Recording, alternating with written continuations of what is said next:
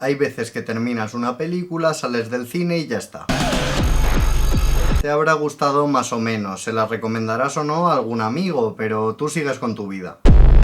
Y muy de vez en cuando aparecen esas películas que se quedan contigo, que hacen que pasen los días y sigas pensando en una escena, en una conversación, en una mirada, en un personaje. Bear, I love you so much. Eso es exactamente lo que me ha pasado a mí con Obsession, y hacía muchísimo tiempo que una película de terror no conseguía algo así conmigo. Do you still think I'm pretty? Fui a verla para escribir una crítica en los lunes seriéfilos, que por cierto os la dejaré en la descripción por si queréis echarle un ojo. Y creía que pasaría lo de siempre, verla, escribir unas líneas y a otra cosa. Pero no, porque han pasado varios días y sigo completamente obsesionado con ella. Lo más curioso de todo es que este vídeo ni siquiera estaba previsto, porque yo no tenía pensado hacer un análisis de Obsession únicamente. Pero cuanto más le daba vueltas, más entrevistas de Curry Barker veía, más lecturas encontraba sobre la película y más pensaba en algunas de sus escenas, más claro tenía que necesitaba ponerme delante de la cámara para hablar de ella. Porque hay películas que simplemente te gustan, pero hay otras que terminan obsesionándote. Y creo que Obsession, valga la redundancia, pertenece a ese segundo grupo.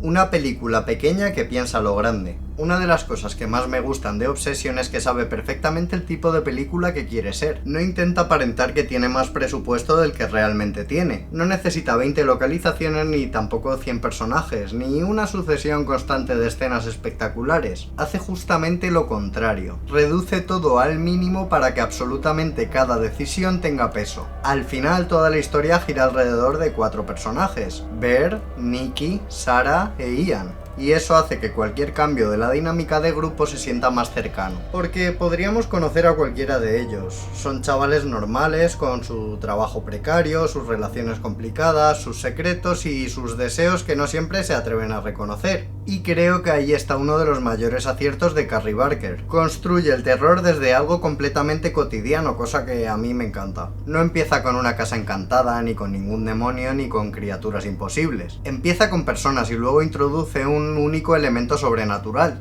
una simple ramita de Sauco, el One Wish Willow Tree. Y a partir de ese momento todo empieza a romperse poco a poco. Todo eso me encanta porque demuestra una confianza enorme en el guión. No necesita bombardearnos con sustos cada 5 minutos, prefiere hacer algo incluso más difícil. Sembrar una sensación constante de que algo no termina de encajar, y dejar que esa incomodidad vaya creciendo escena tras escena. Creo que por eso la película resulta tan efectiva, no depende del jumpscare. Depende de la tensión acumulativa, de mirar a Nikki y pensar algo está terriblemente mal. Y sin embargo nadie parece dispuesto a afrontar lo que es lo peor. Todo está lleno de pequeños detalles, gestos, miradas, frases aparentemente insignificantes, elementos que cuando termina la película entiendes que estaban ahí desde el principio. Y eso hace que tengas ganas de volver a verla. Porque sabes que Curry Barker no ha colocado casi nada por casualidad. El verdadero monstruo de Obsession. Antes de seguir quiero avisar de una cosa, y es que a partir de aquí voy a hablar con spoilers, porque creo que es imposible explicar por qué Obsession me ha obsesionado sin entrar realmente en lo que está contando.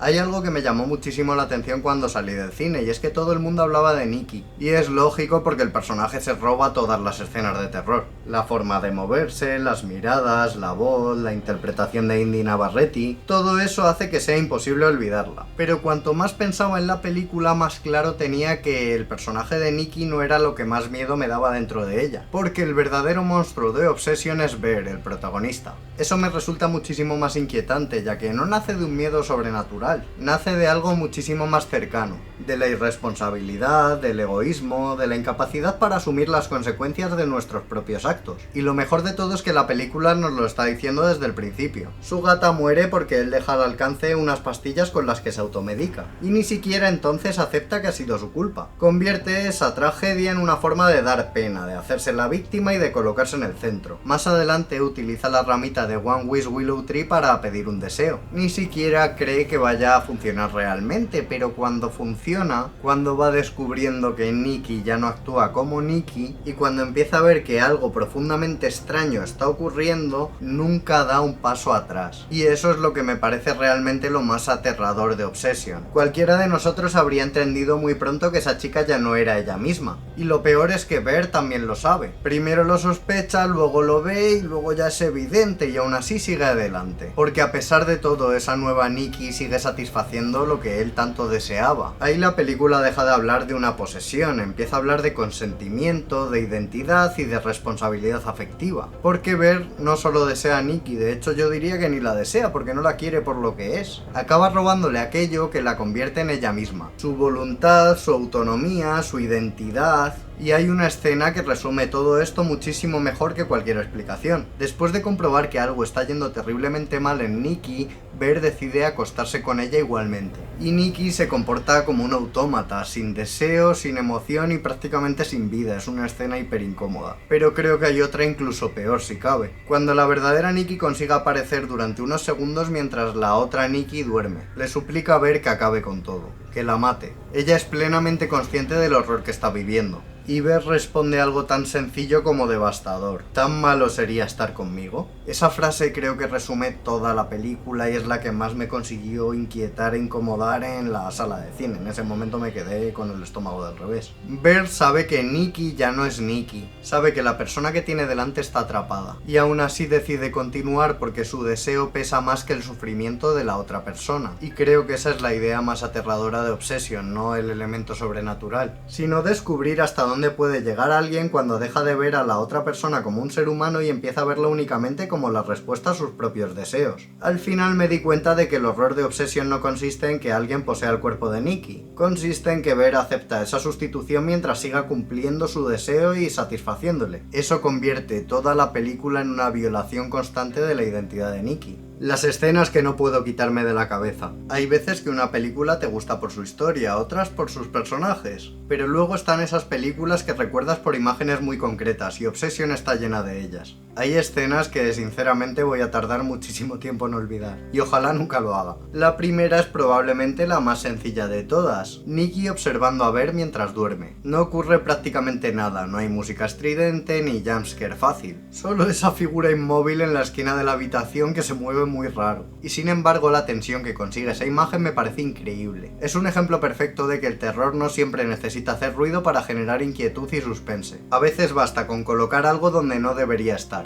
También me encanta esa escena en la que ella se tapa la cara con un florero delante de Ver como diciéndole esto es lo que soy para ti, ¿no? Luego está la escena del restaurante, que es la primera vez donde vemos cómo esa fachada aparentemente normal empieza a resquebrajarse delante de los demás. O la reunión con los amigos, una de las escenas más tensas de toda la peli, donde Barker consigue que una conversación cotidiana vaya convirtiéndose poco a poco en algo profundamente incómodo. Y ahí es cuando llegamos al momento de Hansel y Gretel, que sinceramente creo que es una de las escenas mejor escritas de toda la película. No parece una explicación, parece una historia absurda y macabra, hasta que entiendes que Nikki está intentando comunicarse utilizando el único lenguaje que todavía controla. Pero si hay un detalle que me parece realmente diabólico es todo lo relacionado con Sandy, el gato de Ver, porque Barker vuelve a hacer algo que me encanta y es que no utiliza el cadáver del animal para provocar un susto. Lo utiliza para construir incomodidad. Primero lo desentierra, después hace una especie de altar y finalmente cocina el cadáver del gato para dárselo en el almuerzo a Ver. O sea que de verdad a mí eso es que me mata. Vuelve a romper con algo muy cotidiano, que es simplemente tener mascota y ese duelo que sientes cuando la pierdes. De hecho creo que Freaky Nicky también le está intentando como hacer entender que él es culpable también de la muerte del gato, que se responsabilice de algo por lo menos.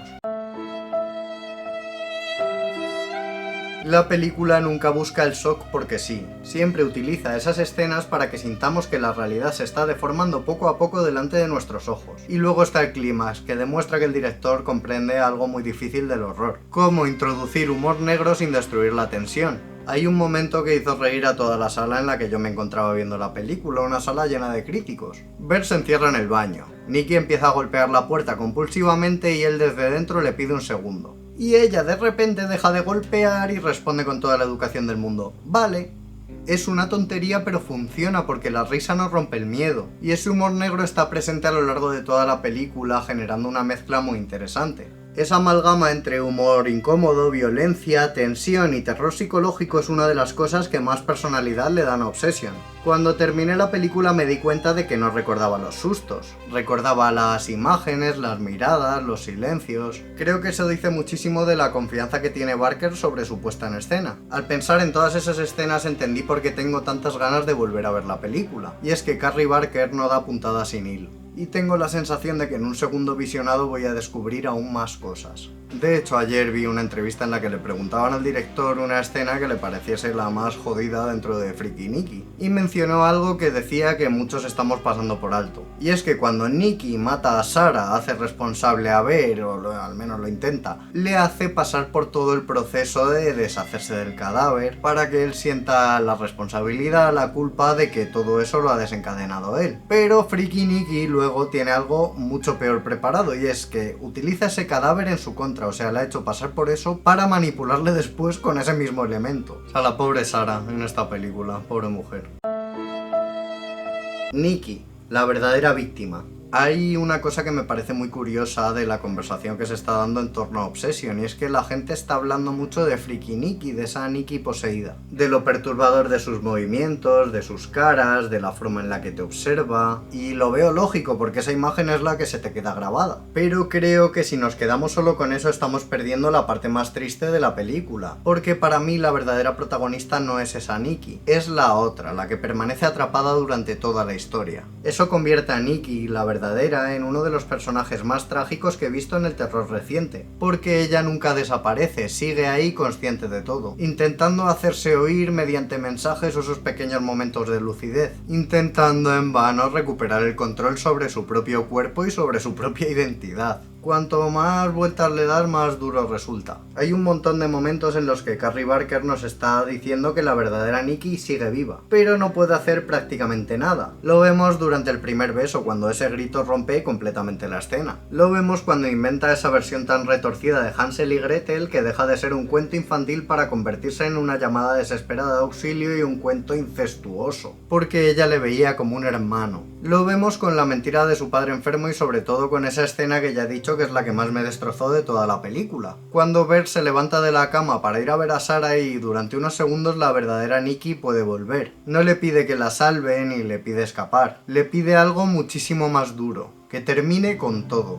Ella internamente es consciente de todo el horror que está viviendo y aún así Bert decide ignorarla. Esa escena me parece devastadora porque ahí entendemos que Nicky no está poseída en el sentido clásico. Está encarcelada, obligada a contemplar cómo alguien utiliza su cuerpo, su voz y su identidad mientras ella permanece completamente impotente en ese limbo. Creo que ahí es donde reside verdaderamente el horror de esta película, no en el elemento sobrenatural, sino en la pérdida absoluta de quién eres. Por eso el final me resultó especialmente doloroso, cuando todo termina y escuchamos ese grito que se prolonga durante los créditos. Ahí no estamos escuchando al monstruo, estamos escuchando a la chica que vuelve en sí, que ve a sus amigos muertos, que descubre lo que han hecho con su cuerpo, que entiende que le han robado una parte de su vida y solo puede gritar. Hay una expresión que llevo varios días dándole vueltas y creo que resume bastante bien lo que ocurre. Bert no solo le roba el cuerpo, le roba la identidad. Eso convierte toda la película en una especie de violación identitaria. Me parece una idea terrorífica, porque al final todos entendemos el miedo a perder la vida, pero muy pocas películas consiguen transmitir tan bien el miedo a dejar de ser tú mismo sin desaparecer del todo. Por eso creo que Nicky ya pertenece a esa lista de personajes que permanecen contigo mucho después de terminar la película. No por el monstruo en el que se convierte, sino por la persona que nunca deja de intentar volver. Es una víctima que sobrevive, convirtiéndose en una Final Girl desde una perspectiva que yo no había visto nunca. Y precisamente por sobrevivir tiene que cargar con el horror de todo lo que ha ocurrido. Hablemos de Indy Navarrete. Y claro, todo esto no funcionaría si detrás de Nicky no hubiese una actriz capaz de sostener todo lo que conlleva el personaje. Y aquí tengo que hablar de Indy Navarrete, porque siendo completamente sincero no tenía ni idea de quién era antes de entrar al cine, y salí pensando justamente lo contrario, cómo es posible que no conociera a esta mujer. Luego me puse a investigar un poquito sobre ella y me topé con una historia que me dio muchísima rabia, que después de grabar Obsession se ha tirado como año y medio sobreviviendo como podía, paseando a perros y haciendo streamings de jugando a videojuegos. Y me cuesta muchísimo entender cómo una actriz tan capaz se puede ver en esa situación después de haber hecho tal interpretación en la película. porque creo de verdad que estamos ante una de las mejores actuaciones que ha dado el terror en muchísimo tiempo. Y no lo creo únicamente porque ponga caras raras, pegue gritos o haga movimientos extraños. Eso sería simplificar muchísimo el trabajo de Indy en esta película. Lo realmente difícil es que interpreta dos versiones completamente distintas del mismo personaje, y sin necesidad de explicaciones, simplemente con su actuación notamos el cambio al momento. Cambia la forma de caminar, la postura del cuerpo, la manera de mirarte, la voz, los silencios, y de repente Nicky deja de parecer una persona. Pero tampoco se convierte en un monstruo al uso. Se mueve en un terreno profundamente incómodo, un uncanny valley donde sigue teniendo parte humana y parte que no. Y ahí está la clave, porque Freaky Nicky sobre el papel podría haber sido un personaje ridículo si hubiese sido otra intérprete. Pero Indy consigue que cada aparición resulte inquietante. Tampoco voy a desestimar el trabajo del director a la hora, pues eso, de dirigir a la actriz. Cada minuto que aparece en pantalla es oro, y lo hace sin grandes discursos, sin maquillajes costosos, sin efectos digitales espectaculares, simplemente interpretando. Por eso creo que Nicky entra directamente en esa lista de personajes que pasan a formar parte del imaginario del género. Igual que reconocemos a Annie la de Misery, a Samara, a Pearl o a la madre de Hereditary, creo que mucha gente va a recordar a Nicky durante muchísimo tiempo. Y también creo que Obsession va a marcar un antes y un después en la carrera de Indy Navarrete, o al menos eso espero. Porque sinceramente después de verla me cuesta imaginar que vuelva a pasar desapercibida. Tengo la sensación de que dentro de unos años miraremos atrás y diremos: aquí descubrimos a Indy Navarrete. Y eso es algo muy bonito, porque el cine de terror siempre ha sido un terreno muy fértil para las grandes interpretaciones. Kathy Bates, Toni Collette, Anya Taylor-Joy, Florence Pugh, Sophie Thatcher, Demi Moore, Margaret Qualley y desde hoy, para mí, Indy Navarrete. Espero verla nominada en todo lo que sea posible, porque hay interpretaciones que sostienen una película y otras que consiguen elevarla. Para mí, personalmente, es una de las interpretaciones que más me ha impactado en el terror reciente. Un reparto que hace creíble el horror. Pero sería muy injusto hablar únicamente de Indy Navarrete, porque Obsession también funciona gracias al resto del elenco. Y aquí sí quiero hacer un pequeño matiz. Creo que Ver y Nicky son con bastante diferencia los personajes más desarrollados de la película. Al final todo gira a su alrededor y de la relación tan enfermiza que se establece entre ambos. Sarah e Ian cumplen una función mucho más clara dentro de la estructura del guión y quizás no tengan la misma profundidad, pero eso no significa que sus intérpretes estén un paso por detrás, sino todo lo contrario. Michael Johnson también me parece una de las grandes sorpresas de la película, porque tiene una tarea también muy difícil, aunque no tan espectacular. Durante buena parte del metraje necesitamos entender a Ver, incluso empatizar con él en ciertos momentos. Si desde el principio nos pareciera un villano evidente, toda la propuesta de Barker perdería fuerza, y Johnson consigue oponerse a esa idea. Construye un personaje lleno de contradicciones, alguien inseguro, inmaduro y tremendamente egoísta, pero nunca caricaturesco. Lo interesante es que el monstruo no aparece de golpe,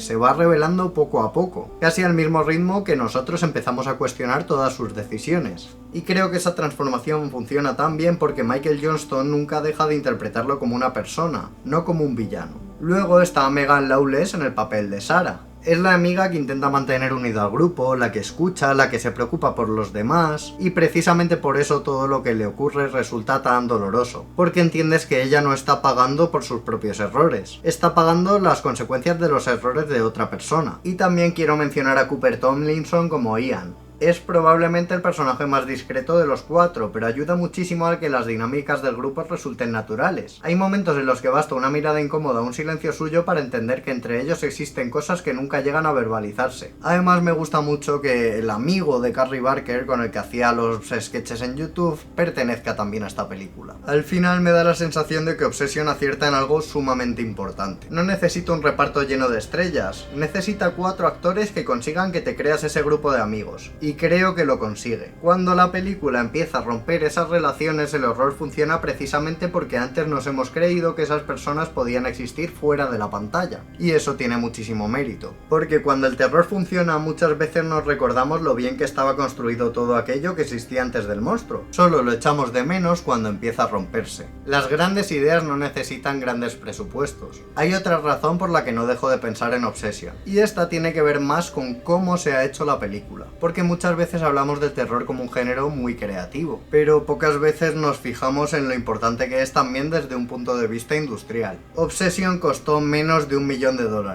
Repito, menos de $1 millón.